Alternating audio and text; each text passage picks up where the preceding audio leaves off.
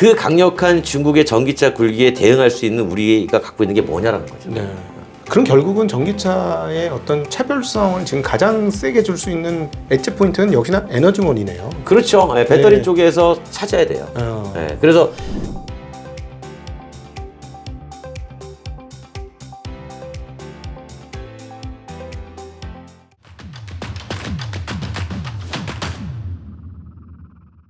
미국이 지금 계속해서 중국을 압박하기 위해서 밸류체인을 다 바꿔라 막 이러는데 저는 개인적으로 저 개인적인 의견은 말이 쉽지 그렇게 되겠나? 초기에 쉽지 않아요. 그래서 그 포드의 CFO가 그런 얘기를 했었잖아요. 최근에. 네.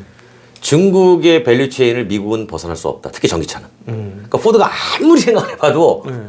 전기 자동차로는 중국의 체인을 벗어날 수 없다라는 걸 너무나 뼈저리게 실감하고 있는 거예요.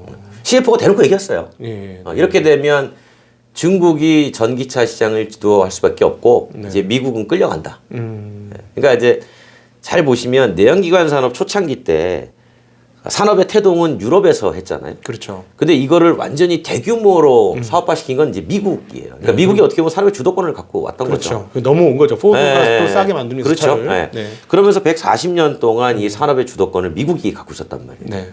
절대 이걸 놓고 싶지 않겠죠. 그러겠죠. 네. 근데 이제 여기에 더 이상 화석 연료를 쓰지 말자고 하는 컨센서스가 만들어지니까 중국은 진작에 1900년대 후반에 네. 알고 있었어요. 네. 어차피 우리는 내연기관 안 돼.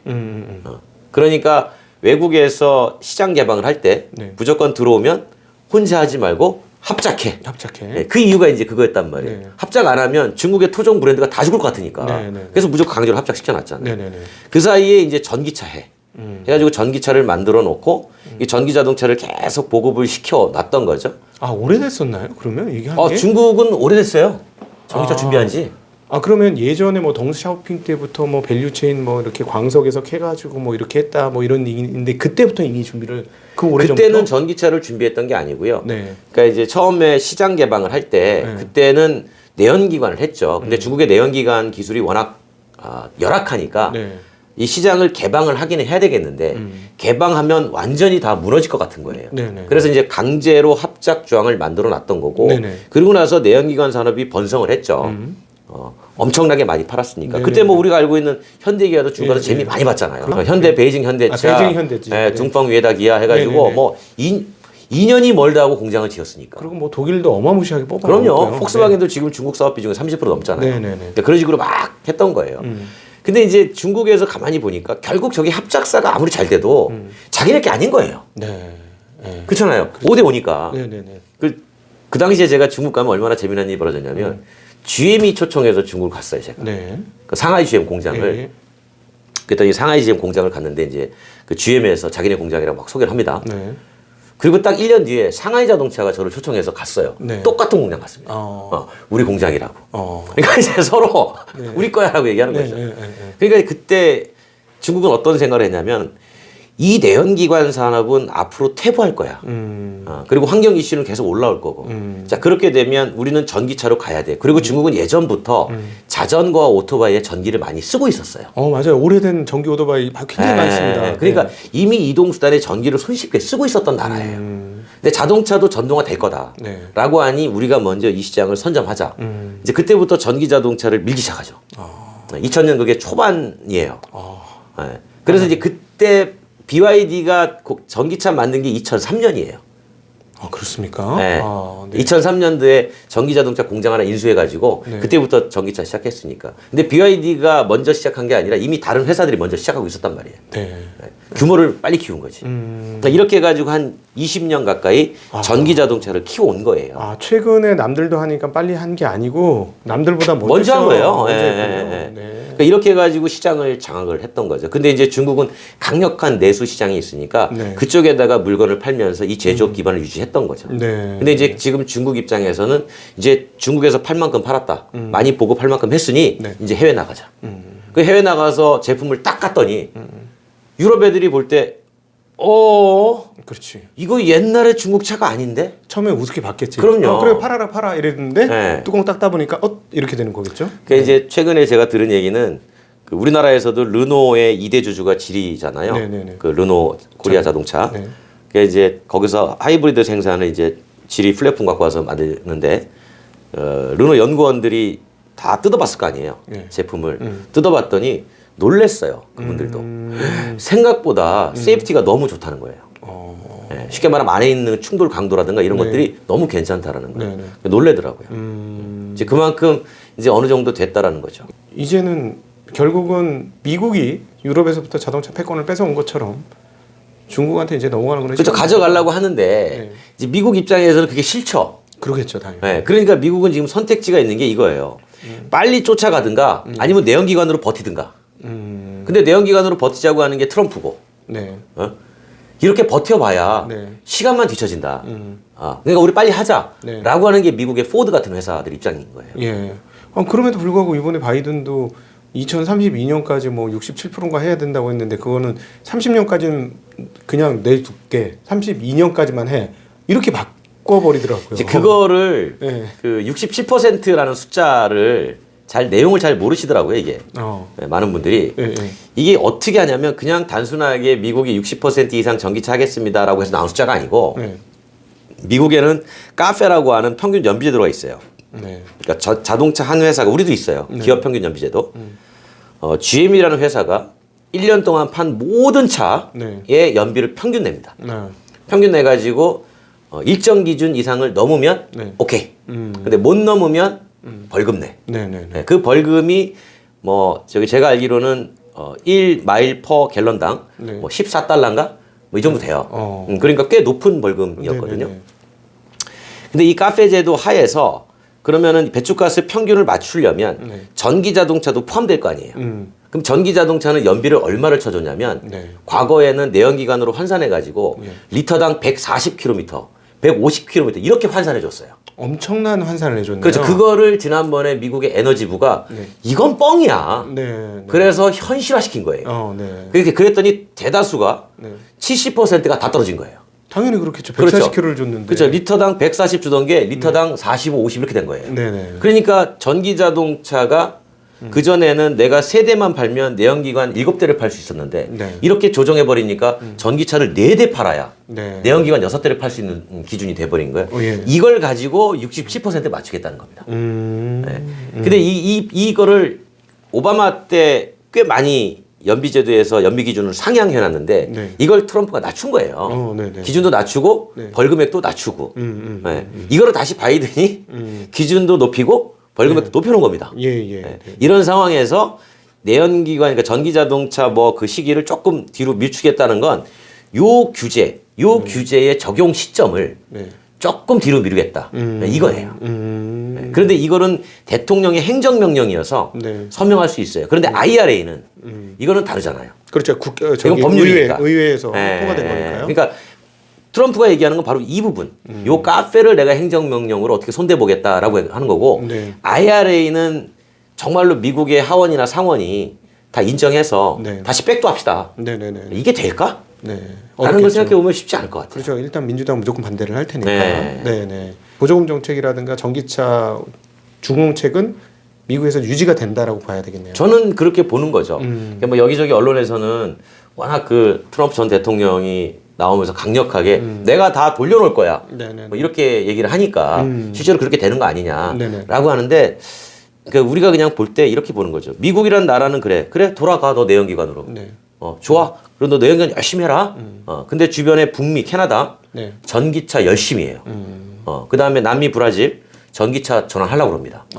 그 다음에 저 태평양 건너서 네. 중국, 일본, 한국 네. 또 전동화 조금씩 하고 있죠. 네, 네. 그 다음에 저 유럽 전동화죠. 그러면 미국이 만든 내연기관 어디에 수출할 거야? 그렇죠. 할 데가 없는 거죠. 그렇죠. 그렇게 되는 거죠. 그러니까 그거를 미국이란 나라가 다 알면서도 네. 스스로 그래 나 혼자 갈라파고스 군도될게 네, 네. 하겠냐는 거죠. 네. 근데 저는 지금의 이런 것들이 내연기관의 저항이라고 생각하는 거예요. 근데 수소도 제가 보니까 결국 신재생 에너지하고 연결되어 있다고 볼 수밖에 없어서. 그렇죠. 예. 이것도 제가 보니까 중국이 압도적으로 앞서갈 것 같아요. 그 최근에 이런 얘기 나오잖아요. 중국의 전기 자동차 이미 깔린 거 얘들이 연간 사용하는 전력량을 계산해 봤더니 예. 어디더라? 그리스 한 나라가 연간 생산하는 전력량하고 비슷하다고 네네. 뭐 그렇게 뉴스를 본 적이 있는데 결국은 중국도 전기 자동차가 쓰고 있는 전기의 에너지를 네. 자체 조달을 해야 되잖아요. 그렇죠. 근데 중국도 더 이상 화석연료로 만들기는 어렵지 않습니까? 네네. 그래서 내몽고 지역에다가 어마어마하게 신재생 플랜트를 넓혀가고 있어요. 네. 태양광부터 해가지고 풍력하고, 네. 그거를 지금 어떻게 하면 내륙으로 끌어올까? 그러니까요. 그거를 이제 많이 고민하고 있는 거죠. 거기서 제가 보기에는 그게 그 전력선으로 뭐 할 수도 있겠지만 거기서 그냥 아예 그 남는 에너지를 가지고 수소를 만들어 가지고 그렇죠. 그 생각도 해요. 예, 그거는 뭐, 네. 뭐 예를 들어 기차로 연결해 가지고 탱크로 갖고 오면 야, 그런 식으로 하면 중국이 수소에서도 가장 앞서 나라가 되겠네. 네, 중국의 수소가 생각보다 빨라요. 네. 제 친구가 사실은 그 우리나라 현대자동차에서 연료전지 그 투싼부터 개발했던 네. 그 지금도 스타트업 하고 있는데 수소 관련해 가지고 네. 그 친구 말을 들어보면 중국이 생각보다 수소가 상당히 빠르대요. 네, 그리고 어플리케이션 즉 그 수소 전기차가 많이 안 보여서 그렇지 네. 그 인프라 쪽에서는 배울 게 많다 그러더라고요. 오히려. 그렇구나. 네. 그래서 그 친구들 중국에 자주 가더라고요. 하기야 뭐 중국이라는 나라가 이제 워낙 그 공산당 일당 국가니까 네. 인프라를 깔겠다 하면은 우리 옛날처럼 그냥 깔자 이러면 까는 거고. 그렇죠. 뭐 저항이 없으니까. 예. 저항하면 안 돼요. 당에서 하는 거니까. 그렇죠. 예, 그렇게 절로 가세요. 다른 데다 집 지어줄게요. 뭐 이래 버리면 되는 건 그러니까 나라니까. 발전하는 단계에서는 차라리 그게 빠르죠. 우리도 그랬잖아요, 과거에. 예. 근데 요즘 우리나라는 제가 전력에 계신 분한테 얘기 들어보니까 풍력 단지 하나 만드는데 10년 걸린다는 거예요. 그럼요. 예. 민원도 많고. 예, 민원이 너무 많다고. 터빈 돌아갈 때 그 고주파 소음이 뭐 네. 소에 영향을 줄 수도 있고 네네네. 이제 그런 것들이 많은 거죠. 예. 그러니까 자율주행도 마찬가지예요. 중국이 자율주행이 생각보다 빨라요. 그러니까 제가 이미 상용하고 있잖아요. 그러니까 사실은 이렇게 뭐 하드웨어 측면에서 전기차가 빨리 가면 그러면 다른 걸로 준비해 가지고 하면 되지 않을까 했는데 이번에 선정 가서 샤오퐁의 자율주행 차를 타봤어요. 네. 생각보다 이 정도면 우리도 이 정도까지만 하겠네 이런 느낌 들었거든요. 그러니까 생각보다 많이 왔어요. 뭐 예를 들어 법도 무시하고 막 쭉쭉 뽑아낼 수 있는 나라라고 한다면 의외로 빠를 수도 있겠다 이런 생각이 그렇죠. 들어요. 법도 무시하고 하죠. 왜냐하면 이제 중국 정부가 자율주행 하자고 해서 막 밀어주니까 네. 그다음 이제 중간에 가다가 뭐 사고가 나거나 그럴 수 있잖아요. 그렇죠. 거기에 대해서 제조사의 법적 책임을 묻지 않아요. 그러니까 그러면 굉장히 빨라지는 거잖아요. 그러니까 과감하게 실측 도로에서 네. 시험도 하는 거예요. 네. 우리 같은 경우는 쉽지 않죠. 현대자동차가 자율주행차 시험하는데 실제 또 공공도로에서 네. 지금 하고 있는지 모르겠는데 처음에 투입할 때 아침 10시 이후에서 4시까지. 네. 그러니까 왜냐하면 출퇴근 시간이 복잡하기 때문에 네네. 혹시 사고 날까 봐. 네네네. 네, 그래서 이제 그 시간 피해서 하고 있는 거고 네. 지금 상암에서 자율주행 시험 열심히 하고 있는데도 네. 결과물이 안 나오잖아요. 물론 여기에는 여러 가지 제도적인 문제도 있지만 네. 그 무언가가 리스크가 있음에도 불구하고 그거를 뛰어넘어야 될 때는 네. 중국은 강력한 리더십이 있으니까 네. 차라리 그게 좀 빠를 수도 있는 거죠. 예. 어차피 그 부분에서 조금 불리한 측면이 있을 수 있을 거예요, 우리가. 그러니까 산업적으로만 본다면, 네. 네네네. 뭐 다른 것도 뭐 여러 가지 섞여 있는. 기술적으로 거긴 우리가 하지만, 위에 있다고 하더라도 네. 한국의 자동차들은 어떻게 대비를 해야 하고. 맞아요. 그게 이제 저도 참 고민이에요. 네. 그래서 이제 이런저런 뭐 여기저기 리서치 회사의 분석도 많이 나오고 하지만 저도 뭐 보고서 같이 보면 네. 사실은 뾰족한 대책은 다 두루뭉술하게 써 있어요. 리포트 같은 거 보고서 보면 네네. 어떻게 돼 있냐면 그래서 기술 우위를 빨리 선점해야 하며 그럼 제가 이거를 물어보고 싶어 작성자한테 그 기술이 뭐야 대체? 뭐 숫자로 분석은 다 해놨어요. 네. 응? 여기 몇 퍼센트 침투율 몇 퍼센트 지금은 잠깐 정책이지만 좀 있으면 춘추 전국시대 캐즘 뭐 들어가고 올라간다. 저도 그런 얘기를 할 수 있어요. 네. 그러면 그 강력한 중국의 전기차 굴기에 대응할 수 있는 우리가 갖고 있는 게 뭐냐라는 거죠. 네. 제가 볼 때는 사실 별로 없어요. 그러면 좀 나눠서 생각하면 연료 기술, 즉 배터리 기술, 에너지 기술이 올라가야 되느냐? 모터는 아닐 것 같은데 모터 기술이 올라가야 되느냐? 아니면 자율 기술, 주행 기술이 올라가야 되느냐? 모터 기술은 사실 글로벌 평준화되어 있는 거고. 예, 그러니까요. 그러니까 사실은 현대자동차가 연료전지를 열심히 밀었던 거는 이건 또 하나의 장벽이거든요. 우리가 내연기관의 장벽이었던 것처럼 연료전지를 하게 되면 이 기술 장벽 때문에 새로운 도전자가 이 시장에 지지 못한다는 것도 있었어요. 네네네. 근데 이제 배터리 전기가 빨리 가니까 네. 실용성이 떨어지는 거잖아요. 그렇죠. 사실 그 인프라 문제니까. 네네. 그래서 이제 제가 볼 때는 결국 이제 배터리에서 승부를 봐야 되는데 네. 배터리 이제 잘하고 있잖아요. 네네. 지금 환경부가 테슬라 중국산 겨냥한다고 올해 보조금 개편해가지고 LFP 배터리에 불리하게 설계를 했지만 네. 제가 이 정책이 올바른가요?라고 질문을 던지면 저도 욕을 많이 먹어요. 그러니까 왜냐하면 정서적으로 우리나라 시장에서는 메이드 인 차이나 배터리에 대해서 상당 거부감을 갖고 있단 말이에요. 그런데 가만히 생각해 보면 SK온도 리튬 인산철 배터리를 내년 하반기부터 네. 양산 들어가요. 네네. 쉽게 말하면 고가 배터리와 저가 배터리의 포트폴리오를 다양하게 만드는 게 배터리 회사의 생존력인데 네네. 지금 우리는 NCM에 너무 올인했던 거고 네네. 중국은 LFP에 너무 올인했던 거예요. 그렇죠. 그래서 양극화가 돼버린 거잖아요. 예, 예. 근데 서로 보니까 야 나도 NCM 계열의 배터리가 필요해. 예. 우리나라가 보니까 우리도 LFP가 필요해. 네네. 그래서 서로 교체해서 지금 만들고 있잖아요. 거기도 이제 그 고성능 차인 그렇죠. 리오 같은 경우는 NCM 그럼요. 써야 되는 그러니까 다 써야 되니까. 예, 예. 그래서 배터리 포트폴리오를 누가 좀 더 다양화하느냐가 하나가 중요한 포인트가 될 거고. 왜냐하면 그러니까 전기차 만드는 회사는 네. 배터리 사다가 그냥 패킹해서 파는 거 아닙니까? 그렇죠. 그러니까 이 어떤 배터리를 쓸 거냐라고 하는 선택권은 자동차 제조도 갖고 있어요. 그렇죠. 네. 네. 네. 그러니까 배터리 회사가 우리의 가게에 오시면 여기 비싼 거부터 싼 것까지 여기 사탕인데 이건 설탕이에요. 네. 여긴 바나듐이에요. 네. 여기는 뭐 나트륨이에요. 이런 식으로 수많은 소재의 다양한 포트폴리오를 가지고 있으면 네. 모든 전기차에 대응이 가능하잖아요. 네. 그러니까 배터리 회사는 그렇게 대응을 해야 되고 그리고 우리는 그걸 가지고 차종별로 네. 야, 이 나라에는 소득이 15,000불밖에 안 되니까 여기는 소형급을 넣어야 되는데 그러려면 가격이 더 중요하니까 야, LFP보다 더 싼 거 어딨어? 그렇지. 예. 그거 있네. 저기 LG에 갔더니 야, 그거 갖다 넣자. 네. 이렇게 넣어주자. 그거를 빨리 해야 되는 거예요. 예, 예, 예. 제가 볼 때는. 예, 예, 예. 그러네요. 네, 저는 그렇게 봐요. 그래서 배터리의 포트폴리오의 다양화가 그 자동차라는 완성된 제품의 다양화 같이 연결이 돼야 되는 거죠. 네, 네, 그러네. 그리고 또 이제 좀 안전성, 뭐 단결정 양극재 이런 쪽으로 좀 빨리 간다던가. 그러면은 그거는 공간이 좀 열릴. 그 이제 그 전고체 배터리 얘기 많이 하시잖아요. 제가 보기에는 너무 먼 얘기라. 그러니까 요거를 제가 잠깐 설명을 좀 드릴까요? 네, 네, 네. 우리 저 곽상준 선생님께서도 이제 기술 네. 테크 쪽 좋아하시니까 네.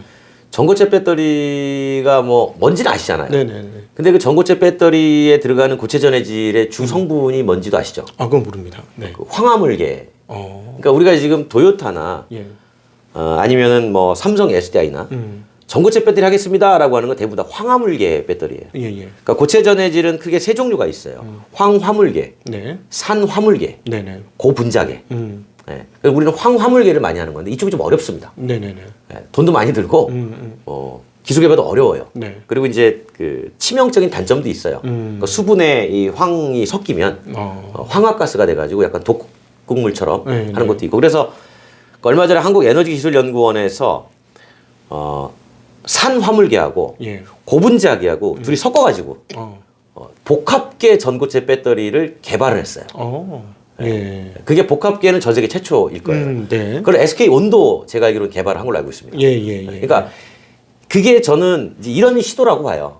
야, 어차피 저 궁극에 황화물계로 가자니 시간도 많이 걸리고 비용도 많이 비싸니까 그러면 아예 화재가 없는 전고체를 하긴 하되 현실적인 전고체 배터리에 하이브리드를 하자. 네. 아, 네. 그러니까 이런 것들. 예, 예. 그러니까 이런 시도가 끊임없이 이루어져야 되고 그런 것들이 예를 들어서 현대기아차에 부착이 돼서 네.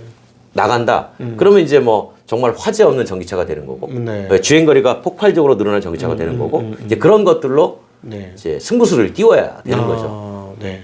그럼 결국은 전기차의 어떤 차별성을 지금 가장 세게 줄 수 있는 엣지 포인트는 역시나 에너지원이네요. 그렇죠. 예, 배터리 네. 쪽에서 찾아야 돼요. 어. 예, 그래서 그 현대자동차 제가 알기로는 안에 R&D에서도 그 배터리 하시는 분들은 소재 연구를 그렇게 많이 해요.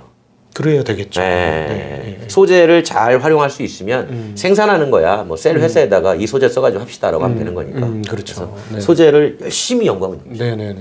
아, 그럼 경쟁력은 거기서 나올 것이고 그쪽에서 누가 하이테크로 가느냐가 관건이 되겠네. 그렇죠. 예. 뭐 많은 사람들이 뭐 소프트웨어 디파인드 비클 한다. 네, 뭐 이런 얘기도 네. 많이 하는데 그거는 이제 나중에 고도화된 지능에 전동화된 차가 다닌다고 하면 네. 시장은 양극화되지 않겠어요? 네. 하나는 퍼블릭, 음. 하나는 극강의 소유. 네네. 그러니까 하이엔드. 그렇지. 예, 그렇죠. 그러면 중간이 없어지잖아요. 맞아요. 그럴 것 같아요. 네, 맞아 그렇게 생각했어요. 그러니까 중간이 없어지니까 지금 말하면 박리담의 시장이 없어지는 거예요. 그러면 여기에서 이익을 많이 내야 되는데 여기는 수량이 한정돼 있잖아요. 네. 그러니까 여기에서 제품 판매 마진 플러스 네. 끊임없이 수익을 낼 수 있는 것. 그게 바로 옵션 활성화 여부라는 거죠. 네. 그걸 가지고 그냥 단적인 예로 처음에 차를 샀는데 네. 에어컨이 달려 있어요. 근데 에어컨이 작동이 안 돼.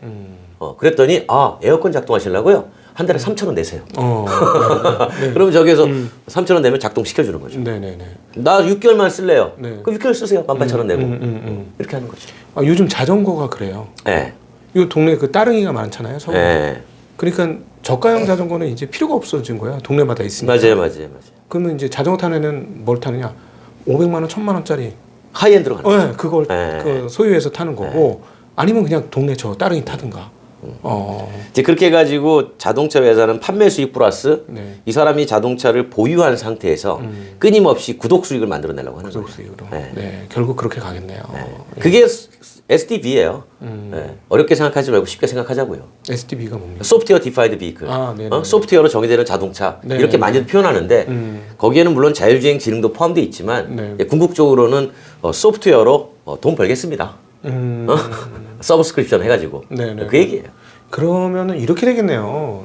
자율주행을 한꺼번에 사면 너무 비싸니까 구독으로 쓰세요. 뭐 그럴 수도 있는 거죠. 네. 자율주행 기능이 네. 이 차 안에 있어요. 돈 내고 쓰세요. 그러니까 예를 들어 고속도로 갈 때는 얼마, 그럴 수 시내는 있어요. 얼마 뭐 네. 이런 식으로. 네.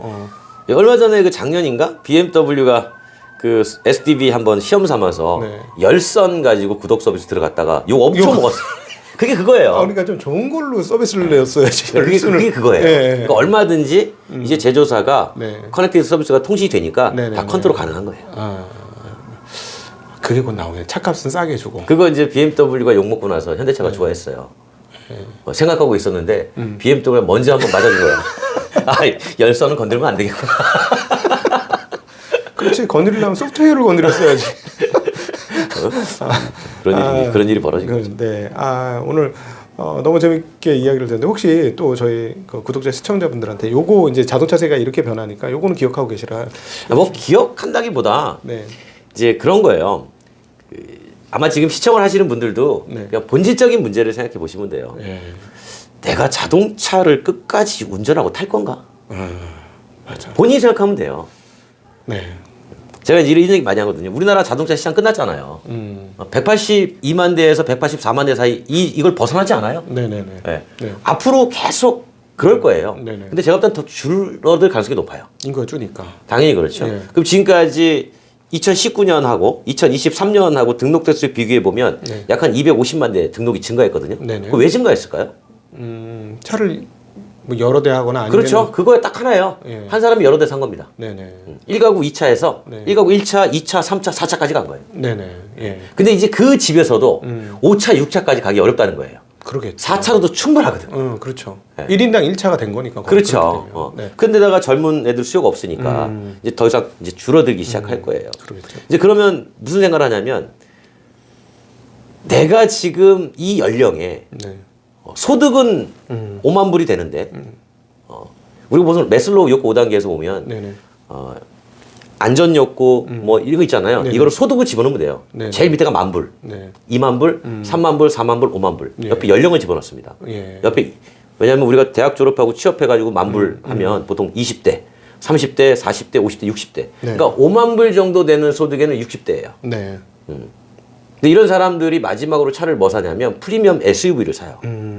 그 다음, 네네네. 그 다음은 차 안 삽니다. 예, 예, 예. 왜? 그때는 약을 많이 드세요. 네? 혈압. 그렇죠. 네, 그래가지고 차 안 타고 최대한 걸으려고 그래요. 예. 네.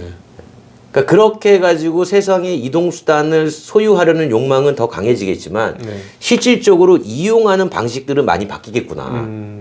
그렇게 생각하면 자동차 산업이 앞으로 어떻게 될 건지가 손쉽게 보이죠. 네. 제가 항상 그래요. 자동차 회사의 최대 경쟁자는 네. 대중교통이에요.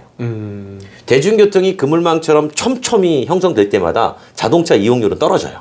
서울 시내는 굳이 차 안 갖고 다녀도 될 것 같아요. 그렇죠. 진짜로. 예. 이용률이 떨어지면 보유기간이 길어지고 보유기간이 길어지면 대차 수요가 떨어져요. 그러네요. 예, 이게 다 물리고 물립니다. 네네네. 그래서 그런 것들까지 감안했을 때의 글로벌 자동차 시장이 어떻게 될 건지.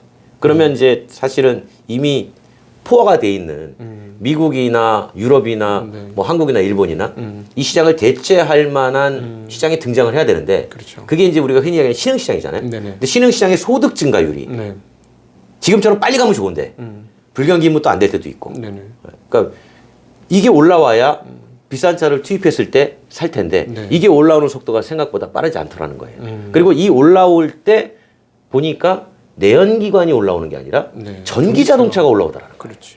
네. 그러니까 이제 이쪽으로 가려고 하는 거예요. 네네네. 이쪽을 먼저 중국 애들이 네. 선점을 하기 시작한 거죠. 그렇죠. 네. 그 제가 중국의 모 자동차 브랜드 수출팀하고 얘기를 많이 하는데 네. CIS 지금 뭐 우즈베키스탄, 타지키스탄 네네. 뭐 이쪽은 이미 진출해가지고 중국 전기차가 다 먹어가고 있고요. 그 다음에 남미, 네. 사우스 아메리카도 중국의 전기차가 많이 들어가서 네. 시장을 잠식하고 있고요. 그 다음에 동남아시아도 많이 하고 있어요. 네네. 그러니까 과거에 우리가 글로벌 대우 자동차가 글로벌 경영 외치면서 갔던 그 시장들을 이제 중국이 이제 하나씩 하고 있는 거죠. 아, 오늘 너무 와주셔서 너무 감사하고 덕분에 저희 20만 찍을 수 있을 것 같습니다. 아, 이렇게 벌써 1시간 됐나요? 1시간 가까이 됐습니다. 네, 시간 너무 금방 갔고 너무 전문적인 얘기를 해주셔가지고 굉장히 행복한 시간이었습니다. 뭐 전문적인 그냥 뭐 네. 도움이 좀 저는 자동차 산업이 잘 돼야 네. 되는 사람이기 때문에 자동차 산업이 잘 된다는 차원에서 불러주셨으니까 예, 예, 이렇게 예. 많이 이해가 됐으면 도움 네. 고맙죠. 너무너무 감사하고요. 네. 나중에도 한번 또 잘 안 나오신다는데 나중에도 또 한번 나와주셨으면 좋겠습니다. 네네. 네, 오늘 이 시간 우리 국민대학교의 권영주 교수님과 함께 정말 참고로 오늘 원고도 없이 그냥 막 여쭤봤는데 그냥 척척 박사로 다 얘기해 주셔가지고 너무 신나는 시간이었습니다. 여러분도 아마 그렇게 즐거운 시간이었을 거라고 믿습니다. 함께해 주신 우리 권영주 교수님께 다시 한번 감사드리고 여러분들께도 인사드리겠습니다. 인사드립니다. 고맙습니다.